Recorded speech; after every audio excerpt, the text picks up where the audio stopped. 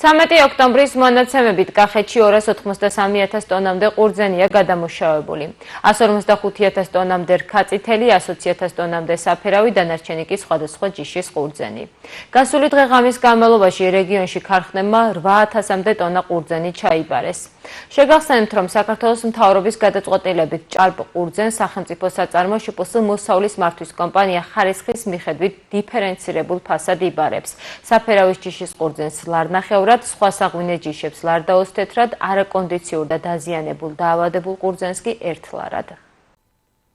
უნდა აღინიშნოს, რომ კახეთის რეგიონში წელს უხვი მოსავალია, გასულ წელთან შედარებით დაახლოებით 30%-ით მეტია ყურძნის მოსავალი. ამასთან ერთად უნდა აღინიშნოს, რომ სექტემბერში მოსულმა უხმა ნალექმა შეამცირა კრეფისთვის ხელსაყრელი დღეების რაოდენობა და გამოიწვია, ასე ვთქვათ, მაღალი კრეფა, დღიური და შემდეგ მოყვა ამას რიგები. უნდა აღინიშნოს, რომ შტაბს შემუშავებული აქვს გეგმა, დღიური კრეფის დინამიკა, როგორ უნდა აწარმოოს მევენახეებმა. ამისთვის ჩვენ გადავცემთ ყოველდღიურ რეჟიმში სოფლის წმუნებულებს რაოდენობებს დღიურ კრეფასთან დაკავშირებით, რაც მოსახლეობამ უნდა გაითვალისწინოს. რიგები პირველ რიგში გამოიწვია უამინდობამ, რა თქმა უნდა წვიმები ცოტა ხანგრძლივი წვიმები მოვიდა, რამაც ძალიან იმოქმედა ყურძნის ხარისხზე.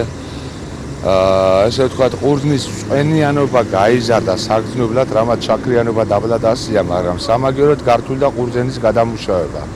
მანქანა დანადგარი, რომელიც უნდებოდა ყურძენს გარკვეულ დროს, თავისთვის გათვალისწინებულ დროს, ანდომებს უფრო მეტ ხანს, რაც ახალგზელებს მიღების პროცესს. ძირითადი მიზეზი ეს არის. გაიზარდა ყურძნის მანქანების ტევადობის რაოდენობა, რომელიც კიდევ დროსთან არის დაკავშირებული და ძირითადად ეს ორი ფაქტორია რა. ჩვენ გადავამუშავეთ ჩვენმა კომპანიამ დაახლოებით 50,000 ტონა ყურძნამდე, 50,000 ტონამდე და გადავამუშავეთ. გადამუშავებას ვაგრძელებთ